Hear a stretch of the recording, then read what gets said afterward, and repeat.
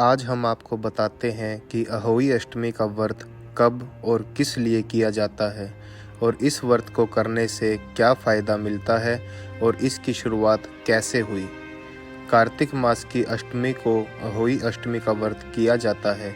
इस दिन महिलाएं अपनी संतान की सलामती और लंबी आयु के लिए व्रत करती हैं। पूरे दिन निर्जला रहकर शाम को तारे देखकर व्रत को खोलती हैं। व्रत रखकर अहोई माता की पूजा की जाती है और उनकी कथा पढ़ी जाती है। शाम को माँ अहोई की कथा पढ़ने और बच्चों को सुनाने के बाद तारे देखने के बाद व्रत खोला जाता है। इस दिन व्रती महिलाएं सुई आदि का इस्तेमाल नहीं करती हैं। साल 2023 में अहोई अष्टमी पूजा का समय सुबह 9:29 बजे अष्टमी तिथि आरंभ होने के बाद का है। आज हम आपको बताते हैं कि अहोई अष्टमी व्रत की शुरुआत कैसे हुई। एक बार साहूकार की बहू जहां मिट्टी काट रही थी, उस स्थान पर स्याहू माता अपने 7 बेटों के साथ रहती थी। मिट्टी काटते हुए गलती से साहूकार की बहू की खुरपी की चोट से स्याहू माता का एक बच्चा मर गया। इस पर क्रोधित होकर स्याहू माता ने कहा कि मैं तुम्हारी कोख बांधूंगी। स्याहू माता के वचन सुनकर साहूकार की बहू अपनी 7 भाभियों से एक एक कर विनती करती है कि वह उसके बदले अपनी कोख बंधवा ले। सबसे छोटी भाभी अपनी कोख बंधवाने के लिए तैयार हो जाती है। इसके बाद छोटी भाभी के जो भी बच्चे होते हैं वे 7 दिन बाद मर जाते हैं। 7 पुत्रों की इस प्रकार मृत्यु होने के बाद उसने पंडित को बुलवाकर इसका कारण पूछा। पंडित ने सुरही गाय की सेवा करने की सलाह दी। साहूकार की बहू पूरे मन से सुरही गाय की खूब सेवा करने लगी।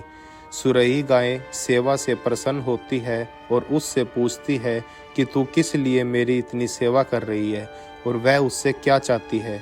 जो कुछ तेरी इच्छा है वो मुझसे मांग ले। साहूकार की बहू ने कहा कि स्याहू माता ने मेरी कोख बांध दी है, जिससे मेरे बच्चे नहीं बचते हैं। यदि आप मेरी कोख खुलवा दें तो मैं आपका उपकार मानूंगी।